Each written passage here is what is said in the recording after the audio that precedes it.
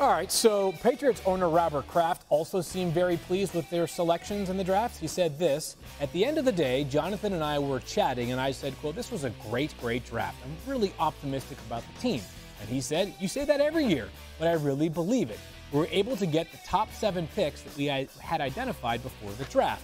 It comes in stark contrast to his quotes back in 2021 around the NFL draft. He said, quote, "I don't feel like we've done the greatest job the last few years, and I really hope and believe I've seen a different approach this year.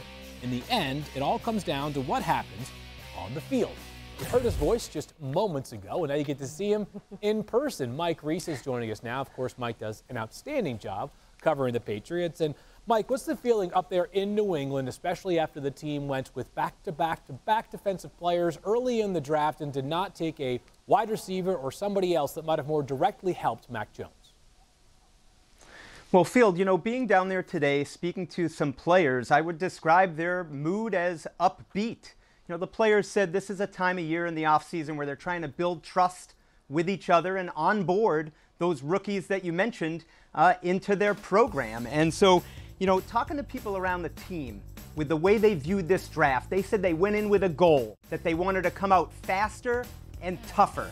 There's an acknowledgement that they make, that they say, we play in a division now with Josh Allen, with Aaron Rodgers, with dynamic skill position players in Miami, that they need to build a team that can find a way to disrupt those opponents' field. And if they don't, they won't stand a chance. So they feel like they've put some pieces in place to give themselves a chance. Mike, as always, great information with the Patriots. More from Mike Reese, of course, on NFL Live, probably soon, because the Patriots are always one of the teams that we are covering closely. Tim, I'll ask you this. Do you think the Patriots have done enough to put Mac Jones in a position to succeed after a downtrodden 2022? Field, I think that they've definitely taken a step in the right direction. To say, have they done enough to improve? They have, but I think they're starting from such a bad spot. I really think that, look, the receivers that he has around him this year, obviously they had Juju Smith-Schuster. The fact that Bill O'Brien's back as the offensive coordinator, that to me is, building blocks to have a successful season for Mac Jones. The problem is that it was such a massive step back a year ago. Think of a year ago that, they don't have a great receiving core. They hire an offensive coordinator, have an offensive coordinator situation that no other team in the league would have entered the season with. And in fact, they end up at some point during the season benching Mac Jones for Bailey Zappi. I think they've done so much damage in the process that this really is just to get the compass back pointed the right direction for Mac Jones and that offense in New England. Hey, man, let's be real. When you get rid of Matt Patricia as your play caller, you just automatically get better. Just straight up. I get that we're trying to see how much better and that they're playing from a deficit. A lot of that deficit was their play caller. You mentioned, Tim, they went into last season with a play calling situation that no other NFL team in its right mind would do. And we tried to give Bill Belichick the benefit of the doubt in the offseason, saying he can't be stupid. So clearly he knew something that we didn't. Nope, we were wrong. He ain't know nothing, and neither did his play caller. So now when you add Bill O'Brien, you at least get competent at that position. You're talking about a guy that's had success as an offensive coordinator and a head coach in the NFL.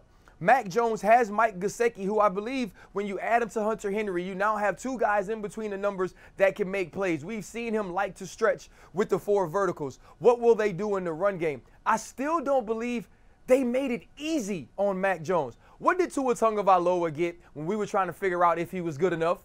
A Tyreek Hill, right? What did Stephon Diggs do for Josh Allen when he went to Buffalo? Made us sure that he could play. What did we figure out with Jalen Hurts? That if I got Devontae Smith and A.J. Brown to throw it to, I can actually complete footballs down the field. So if you're the New England Patriots, where did you make the easy throw for Mac Jones? Where did you take some of the things off of his plate? And I feel like that's where they failed it. So I just feel better knowing that Bill O'Brien is the coordinator. Honestly, that's it. That's it. Once that move was made, I'm like, okay. Tell me that. But here's the thing. What? The question, though, the question of have the Patriots done enough Done enough to do what? We really, like Tim said, Tim made a great point. They've done enough to get back to zero, like the starting point of where Mac was in his rookie year. Like that Mac is the Mac I want to see. This roster is better than what he had last year. But the question of Mac is not only dealing with trying to get back to what he was and this offense getting back to what it was, but now doing that is not enough in the AFC East.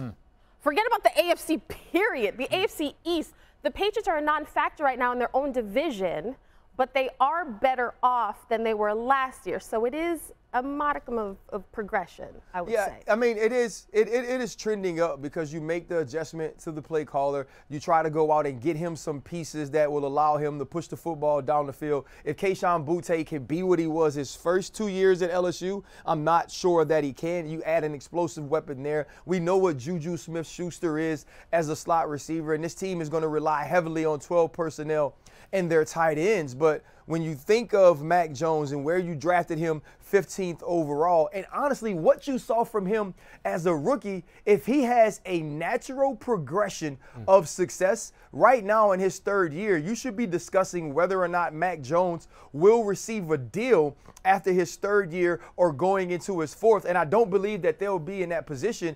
And Tim made the greatest point. The fans were calling for Bailey Zappi. That's a problem.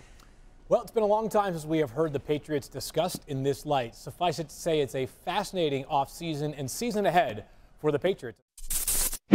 Thanks for watching ESPN on YouTube. For live streaming sports and premium content, subscribe to ESPN+.